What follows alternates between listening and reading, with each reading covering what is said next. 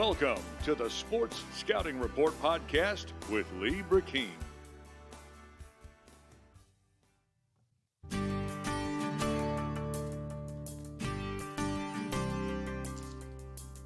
It's time for the Coach's Chalk Talk. Hi, everyone. You're listening to the Sports Scouting Report. I'm your host, Lee Brecheen. Our guest is Dorsett Buckels, the head football coach. You know, I think of Dorsett Buckels, I want to say Amite, but he played at Amite, all right, and he played at LSU. But now he's coached Dorsett Buckels at Hammond High School, the head coach at Hammond High School. Dorsett, thank you for joining us.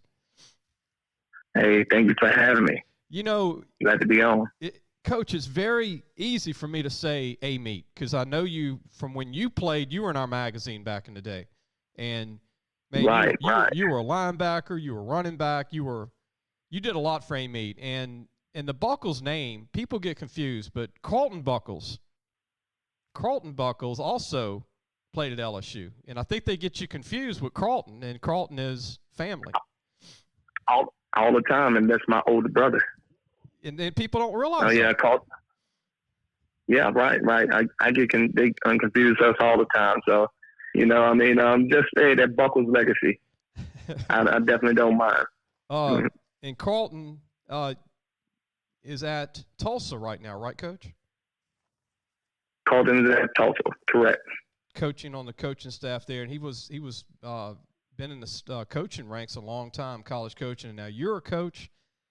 Man, I'm getting old, Coach. I remember when you were playing linebacker at LSU. I mean, it seems like yesterday. I mean, time has flown. What do you remember most about your LSU days? I mean, you look at them now, man, they're winning championships. They won a national championship in 19, and, you know, Les Miles, they won a national championship. But when you were playing at LSU, y'all were fighting for wins. It was a tough time to try and win, but still, you probably enjoyed your time at LSU, and still it's nothing like keeping up with your ex-teammates, right, at LSU and the brotherhood at LSU. Right.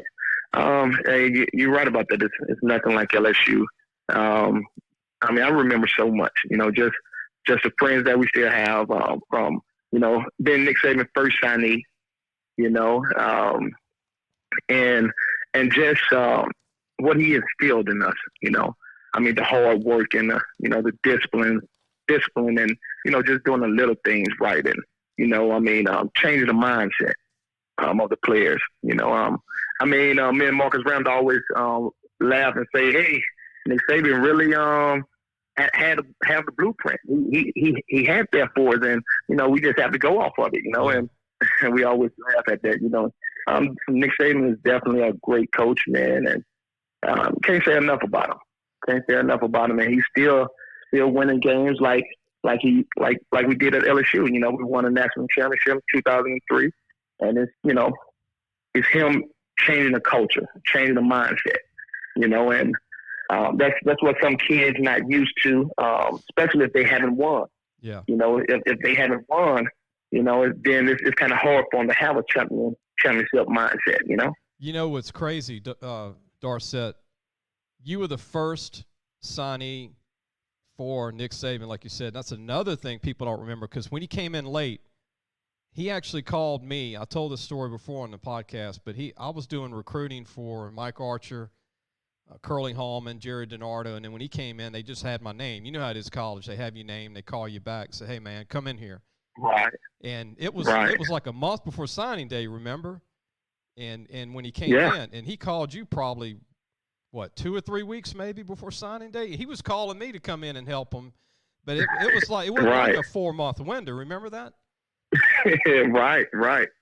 Hey, you're right about that. I mean, hey, he was trying to rush, and, you know, he definitely got a good class, and then the next year's class was even better. You know, I mean, Coach Saban knows how to recruit. You know, I mean, he definitely has the eye for talent, and, you know, I mean, when he gets you there, and he's going to make sure that when you leave, you know, that, you know, you're productive citizen. You know, he definitely care about you, and that's some things that I took away from him. You know, just making sure that kids are becoming, you know, great men and great productive citizens. Coach, we're going to take a break. When we come back, we're going to talk about your days at Amite High School. Currently, later in the show, talk about Hammond High School, talk about your 221 guys. Try to help a couple of you guys that are still trying to sign. You got a really good 222 group coming up at Hammond. Talk about also, when we come back, I want to ask you this. You probably didn't think I remember this, but you're coaching this year, and I know you probably feel like you're getting old now like me, but you have a player on your team with the last name of Jones. I'm going to ask you when I come back. You signed with us in the same class at LSU. Oh, yeah. Oh, yeah. We'll talk about Marvin Jones, who's, I think, one of the greatest linebackers ever come out of Hammond. You're now coaching his Irvin Jones, which I want to ask you what you think of that. We'll be right back with more of Dorsett Buckels, the head football coach at Hammond High School. We'll be right back. Listen, whatever you're driving right now, Tommy Harvey wants it. Bring it in to Harvey Subaru, Lexus of Shreveport, Bossier City, or John Harvey Toyota. They're paying big bucks for all trades right now. They'll cut you a check right there. Tell them Lee sent you. Welcome back. You listen to the Sports Scouting Report. Our guest is Dorsett Buckels, former LSU football player, current head coach at Hammond High School. Dorsett, what does it feel like coaching someone that you signed with his dad, Marvin Jones, who was I think he was the most intimidating linebacker for a guy under 5'10" I've ever seen in my life. He was like 230, I believe, back in the day. He benched about 400 pounds. Ran a 4.5, and I remember going to Hammond practice one day, and Coach Corman Moore, he said, Lee, this guy's not 5'10", man. I said, I know. He said, but this guy's special. I said, he's a thumper, and he played running back at Hammond, and now you're coaching his son. What's that make you feel? And he was in your signing class. Well, actually, or was the signing that's class? Marvin Jones' nephew. Nephew, okay, nephew. That's his nephew, yes, sir. Okay, so that's his nephew. Hey, but Marvin Jones was a great player, man. You know, I used to always look at him. You know, they actually always used to compare us like, hey, who's the best guy in the state, you know? And, you know, that was exciting. I mean, that motivated me to get better, and I know that definitely motivated him to get better as well. You know, and, man, we got an opportunity to play in the state all-star game, you know? So, you know, that was really good right there, you know? Of course, I got MVP, you know, and we always laugh. We always laugh about that. Say, hey, you know who got MVP, huh? So, you know, me and him good friends, you know. And, yeah, we're definitely good friends. And, you know, it's just all about being a competitor, you know. And we're definitely that, you know. I can't say enough about Marvin Jones. When he hits you, man, he used to try to run through you, man. And, you know, I used to love watching him all the time. Yeah, he was built like one of them MMA wrestlers, like just 240 pounds of granite rock. He was just incredible. Right, you're right about that. Dorsett, speaking of linebackers, speaking of guys not tall, and you know these recruiters, you saw it back in the day. Man, you're not 6'1", you're not 6'2", you're not 6'3". Now they want 6'4" linebackers. You were 5'11", Marvin was 5'9", he said 5'10". Uh-huh. But you were a 5'11" guy that could run, and you were about 225 at LSU, 230. But what do you think of the perception of these college coaches, some of them, when they say, oh, you're not tall enough, and they can't see through being different, you know, with a guy that's 5'11", 6 foot, which really, you know this, a lot of you Mike linebackers are that height in D1. Right. And, you know, I just, you know, I really think it's sad, you know, that you don't take a guy because he's not as tall as the next guy, especially if he can play. You know, I remember one day in they meet, our Arkansas coach flew down to see me. You know, he stood on side of me and said, hey, coach, he gets a little too short. You know, I said, hey, thank you so much, coach. You know, I appreciate your time. You know, but that motivated me right there. And that's why I try to tell the players, hey, look, it's what they look for right now. But if you play much better than this taller guy, then you will be seen. Now, you will have a chance, so you have to grind that much harder. Have body language to where you've given full effort and you go, like you said, full throttle every play like you did and Marvin did in high school. Every play, that's it. You know, because when you turn that tape on, as you know, Coach, if you have some games where you're just kind of walking through effort-wise, you know, they're going to go, well, this guy, he's not that one or two the two linebackers we're going to take, he's not going to be one of them. Right. Coach, speaking of of players coming out of Hammond High School before we get to Amite later in the show and your current guys. At one time, and I think it's getting back because I've been watching Hammond the last 7 years. They've been putting out some really good defensive backs, and we're going to talk about some of your guys later. But at one time, Hammond High, when you were playing at Amite, they were known as DBU with Donald Dykes that went to Notre Dame.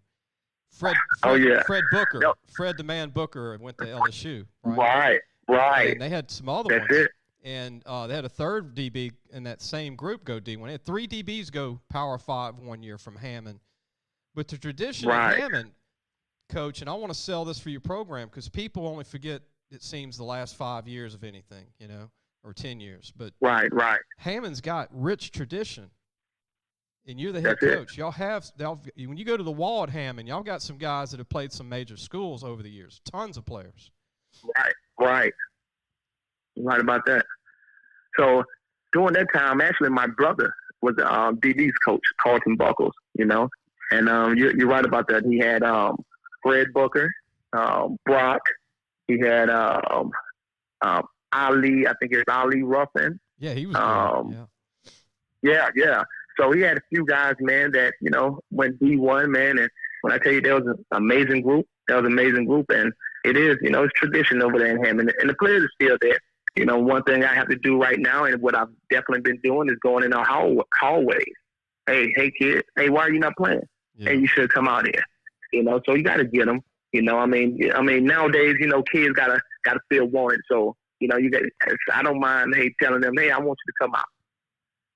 That was one of the greatest defensive backfields I've ever seen in high school football. Brock Williams, Notre Dame, Donald Dykes, Notre Dame, Ruffin signed D1, and then Fred Booker, LSU. That was, man, those guys, the four amigos, man, those guys were good. Coach, we're going to take another break. When we come back, I want to talk about Amite High School, and then we're going to get to your team, your 221 guys that we can help still, and then your 222 kids.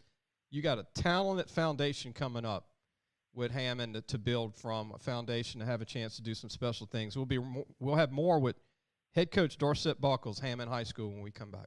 Looking for a used car? Harvey Autos has 3 dealerships, which means 3 times the used vehicles. They've got everything from fuel-efficient compacts to luxury models, even hybrids, and certified pre-owned with a warranty. Check out John Harvey Toyota, Harvey Subaru, or Lexus of Shreveport, Bossier City. Welcome back. You listen to the Sports Scouting Report. Dorsett Buckels, head coach at Hammond High School, former LSU Tiger, former linebacker. And I call him athlete because, you could have played running back at LSU if you wanted to, if they needed you. You could have been a fullback. You could have done a lot of things at LSU. But, when you get to college, as you know, they put you at one position mainly, unless you're Charles Woodson of Michigan playing receiver, DB. Yeah, right. Coach, Amite High School, rich tradition. That's where you played. That's where your brother Carlton played. Michael Carr was a legend. You remember Michael Carr, the quarterback. Right. Went to Clemson. I'll still say he was the Michael Vick, first Michael Vick. You're right about that. He was the first dual threat guy, I think, in Louisiana. And him and Leonard Valentine at John Ehret. But when you look at Amite, I got to ask you this. Devonta Smith wins the Heisman Trophy. He's at Alabama. Now, you're a Tiger. He's a Bama guy. And a lot of LSU fans listen to this. We're just happy for the kid, right? But, he's at Alabama. But, man, he's an alum of your high school. He's the first Heisman Trophy winner from the whole parish. He's only the third one from Louisiana. From the state, that's it. So what do you think of Devonta Smith? And, oh, man. Can't say enough about him. He was always a hard worker. Always was a humble guy, and I used to talk to him all the time. And, definitely I was trying to get him to LSU, well, let me say that I was telling him about the great things about LSU, right. But I always, let guys choose, make their own decision, because they're going to have to go there and live with it for those 4 years, and I want them to go there and do some great things wherever they choose to go. But LSU was always my heart. But I knew he was going to Alabama, and when he went there, man, everybody knew he was going to do some great things. Like I say, he's always been humble. He's always been a hard worker, and he's definitely a competitor. Yeah. And every time somebody says that he can't, he always go out there and get the job done. They talk about his size. He plays big. He plays really big. So, can't say enough about him, man. He really represented for Amite, the hometown of Amite, and that's going to be remembered for the rest of his life and our lives as well. I want to mention this. I went to the McDonough 35 game at Amite, Dorsett, his junior year, and I wanted to go watch him in Shropshire. And he was probably 160 then, but he was, like you said, he played 200 pounds, and I don't think he's gained 10 pounds since high school. But he plays, yeah, right, and he plays like he's 220 when the ball's in the air. Yep. But here's the debate, and this is good for LSU fans listening. Jamar Chase sits out. We got a draft coming up, and they're comparing Devonta Smith, who's going to go above who, right? They're both going to go in the first round, right? But they're both different receivers. They're different types of guys. I mean, Chase is 210, different types, and Devonta is a long, thin, strong, thin guy. But they're both phenomenal players in their own way. But everybody's having fun saying who's the best receiver. I think they're both good in their own way, don't you? I mean, Jamar Chase, if he plays this year, he probably catches 100 passes. Right. I mean, yeah, in their own way, they're different, And some people talk about the size, like we were talking about earlier, which that shouldn't be the case. Like I said, Devonta definitely played really big. He played like he's the biggest receiver. He can block, he can run, catch. He'll do whatever. And also Jamar as well. Chase. He's definitely a great receiver. So it's going to be interesting to see who they pick first. Yeah. You can't lose with either one. So. I want to mention this before we move on to your team. But Amite High School, what do you think?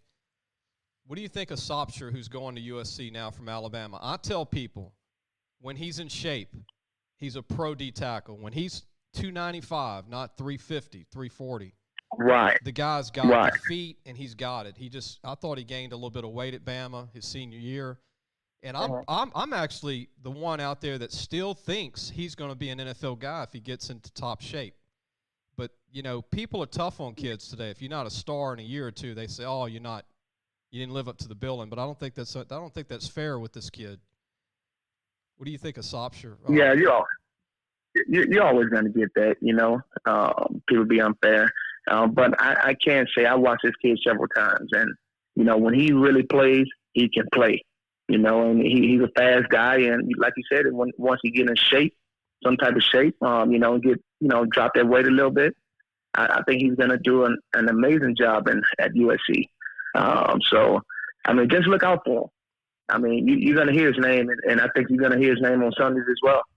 Devonta Lee, what do you think of Devonta? They tried him at linebacker coach. I know he played linebacker at Amite, played receiver. He was one of them flex guys, always a big guy, 220, always a big guy, could run. But now that they lost Eric Gilbert, this is his time and moment, to step up this coming year at tight end.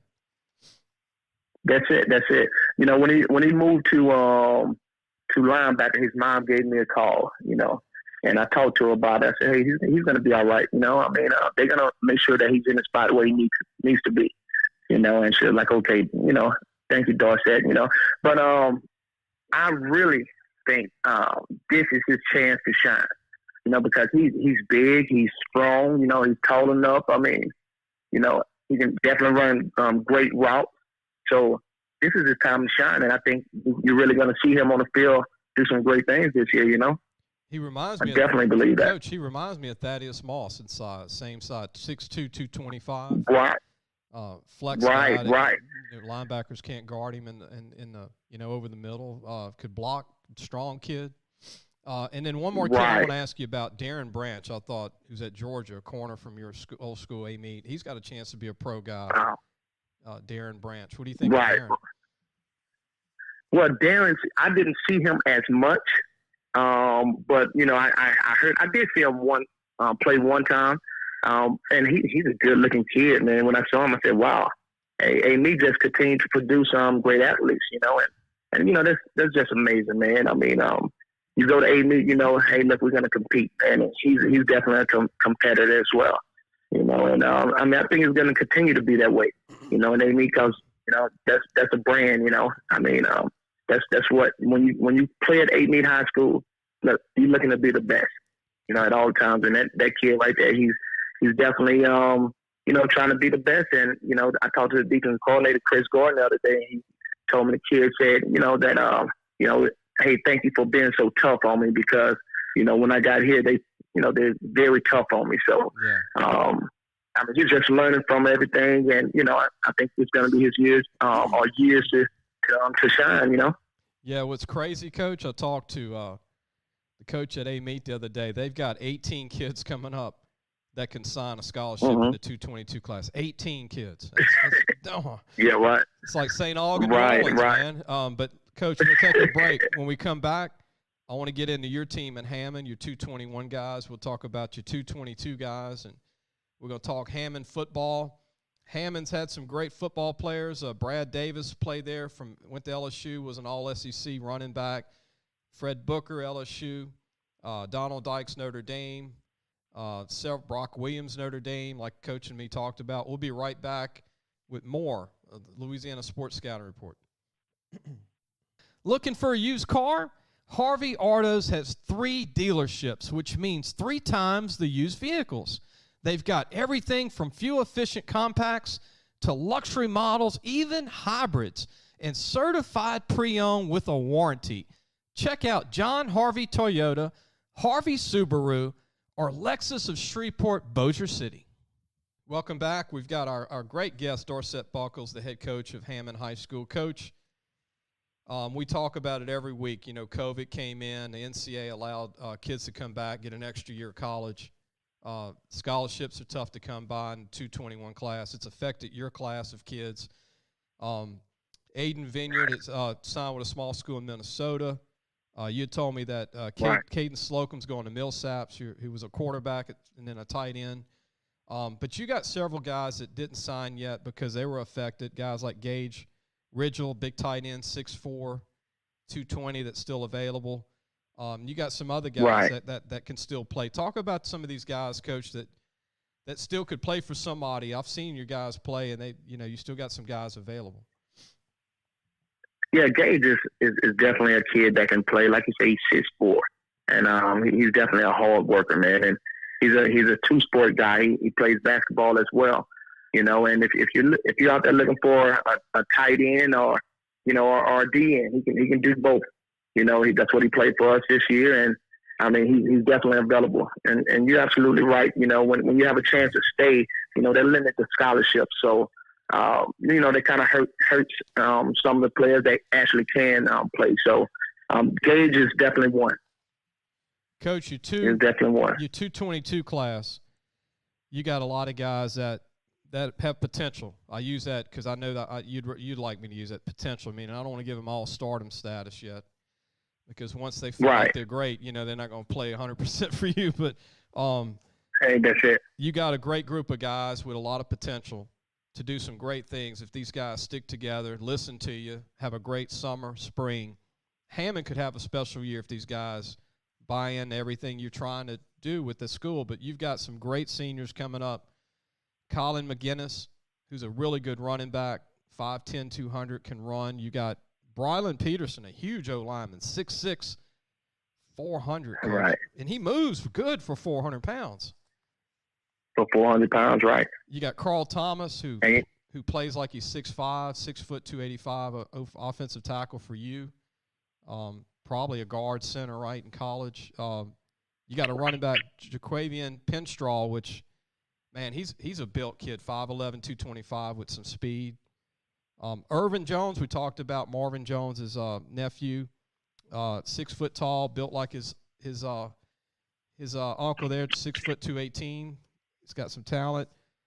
Your new guys, you got a couple of new guys. Your quarterback, talk about that 6'7" new quarterback you got. Here's a guy I didn't even see play last year, and I saw your team play last year. Devin Daniels, or you got taller, got a little taller.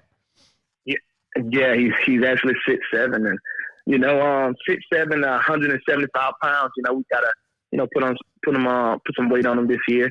that's our focus going into the spring and the summer, and that's someone who you don't have to worry about in class, you don't have to say much because he's going to make sure that he does the right thing. He's a 3.5 guy, always going to do what's right, very humble guy. And he's, I'm excited for him this year. He got a chance to get in the game, a few games this year, when Caden went down, and sometimes, we just, rotated the quarterbacks. So I think he's going to do an amazing job this year, he's definitely a leader. He lead by example. More by example than vocal, but he's definitely a guy that, you should watch. Coach, here's a couple of playmakers. I like these guys, man. I think they've got a little bit of it to them. Tyrek Taylor, receiver, and Tyrek Stewart, who could play receiver for you too, but he's a strong safety. But these two guys are playmakers, both track guys, but they look like football guys that run track. These guys got a little football talent. Talk about Tyrek Taylor and Tyrek Stewart. Well, you're right. Both of them run track, and it's all about get a bigger, stronger, faster, and we make sure that you go lift weights, so you're gonna still get bigger, But Tyrek Taylor, he's one of our receivers. He's gonna be a senior. He's someone who I think definitely gonna get a chance. Also, he's gonna play a little defensive back this year. He runs the best routes on the team, and he's definitely a leader. He's definitely one of those leaders, and we have only 5 returning starters on offense, and he's one receiver that's returning, and our top receiver. And also we have, like you said earlier, Irvin Jones, that I didn't mention. Irvin Jones is a linebacker who, he's definitely the leader of the defense, and when I tell you he can really go, he can really go. I told him, I said, man, I see me in you, man. I said, you really can go. And he was excited about that. And he actually wanted to go, look me up and, pull some film up on me. And, he was like, yeah, coach, man, so that, that made him really happy, and can't say enough about him. He's 6 foot, 220 pounds, and he's going to do some great things. Like I said, he's definitely the leader on that defense. And to go to Stewart, Tyrek Stewart, we have 3 returning starters on defense, and he's one of them. And he definitely came along towards the end of the season. I can't say enough about him. He got better. I stayed on him, and he was asking me, like, coach, like, you stay on me hard, and I tell the guys, like, I stay on you hard because I see the potential. You care about and I care about you. I see the potential, and I'm going to push you to the limit and, make sure that you're the best, best student athlete, So, he's definitely a guy that you can look out for as well because he's going to come up and make some plays this year. Coach, there's another guy that you got. I see a little Tyrann Mathieu in him. Michael Johnson, your free safety, 5'9", 170, plays like you said, 6'3", fast, speed, knows the game, 5 interceptions last year. What do you think of Michael Johnson? He's again not a measurable guy, but a football player. Now, this is a guy right here that when I tell you he come down from free safety and he will put a lick on you, it doesn't matter big or tall, he's going to hit you, and he definitely have a nose to the ball. So that's a guy to look out for. Like I say, he had 5 interceptions.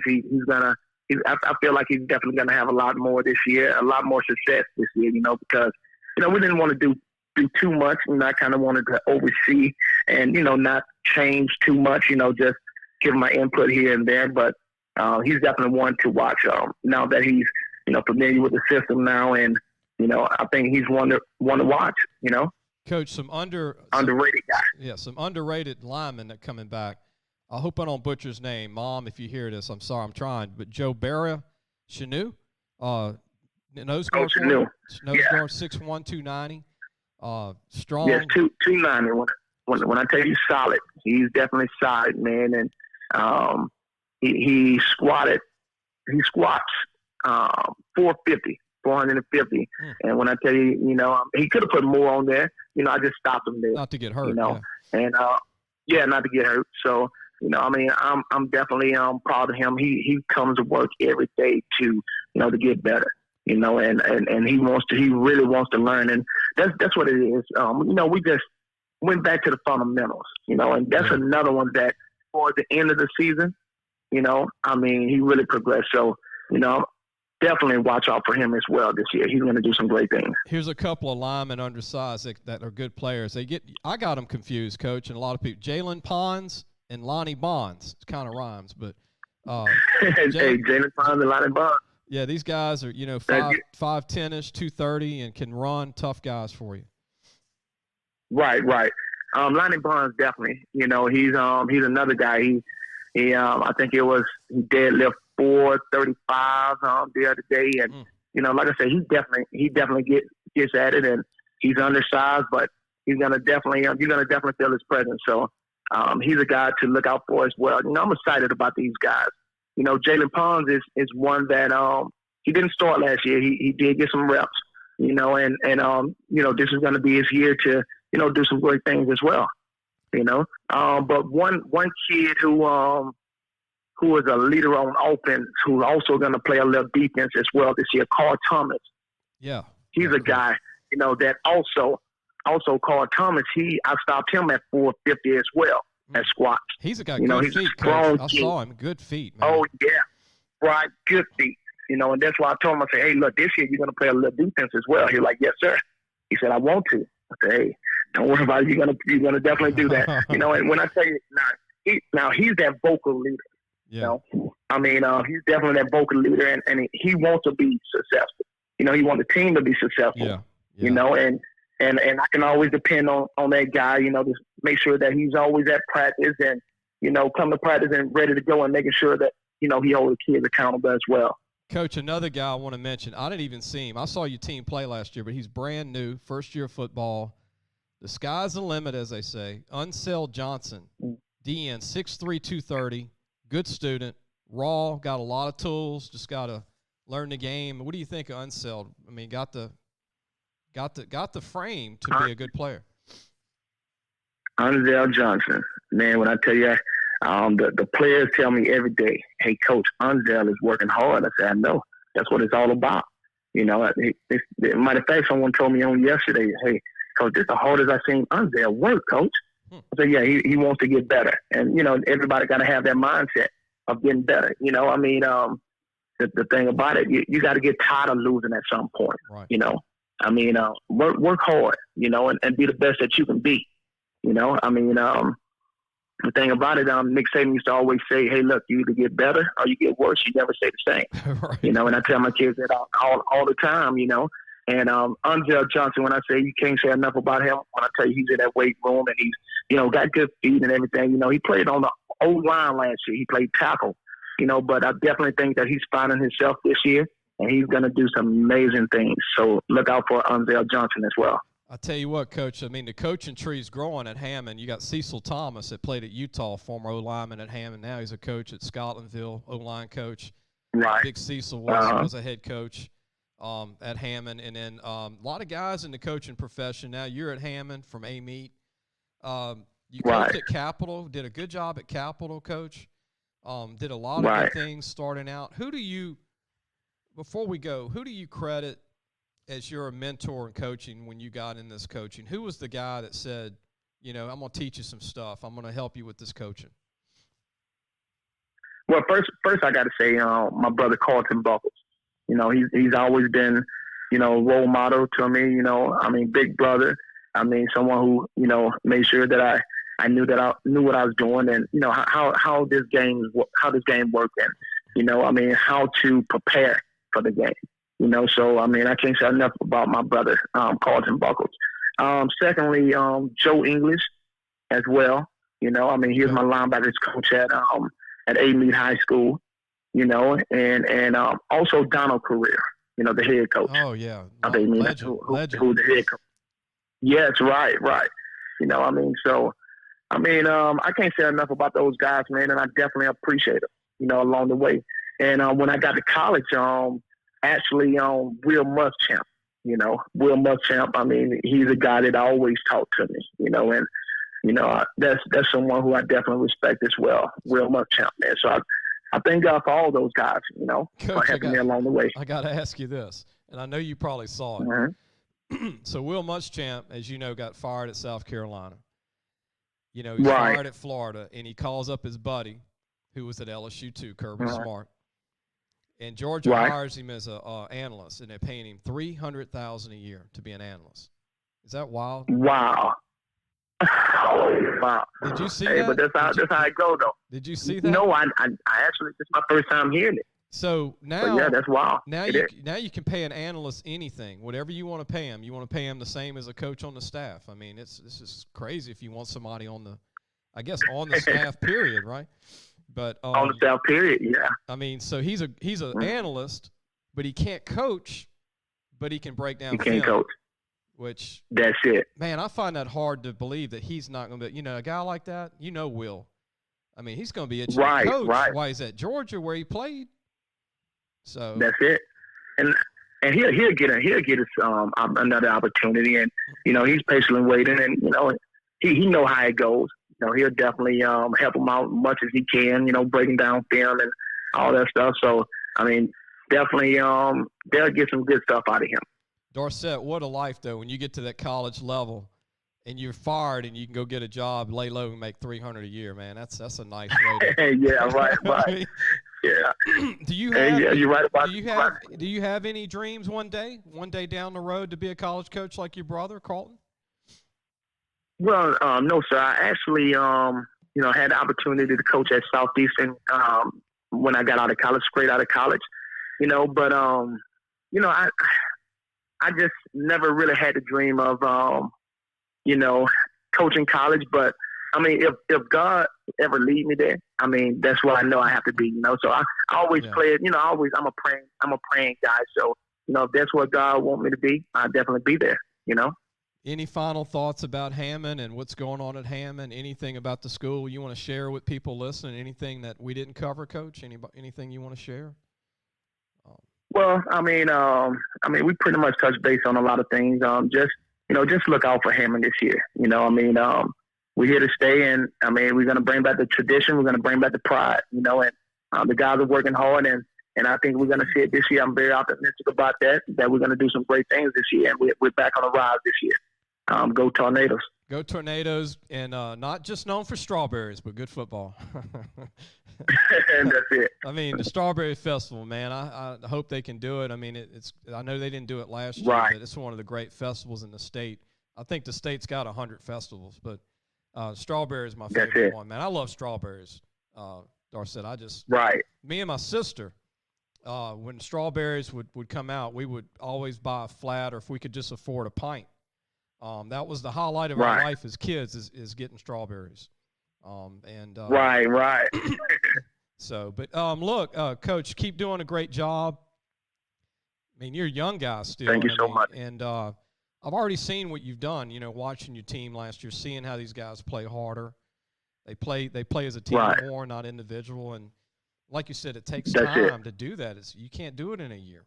And it takes a little time. Definitely. And once it starts, man, and it snowballs. Like Nick said, once you get there, you just work hard and it'll stay there. Coach, don't hang up yet. I want to end the show, but everybody go to lafootballmagazine.com. And we got Coach on our site. Jace Lejeune interviewed Coach Buckels. We've got a story on Hammond on our website, lafootballmagazine.com. Check that out. So we got two different editions with Coach in 1 week, man. That's a first for us on the website and the podcast. And but we'll see everybody this coming week. Again, we got 2 more shows this week, and we're just excited of football's around the corner. We'll be talking a little more baseball as we get into the week, and also basketball. We'll see you on our next show.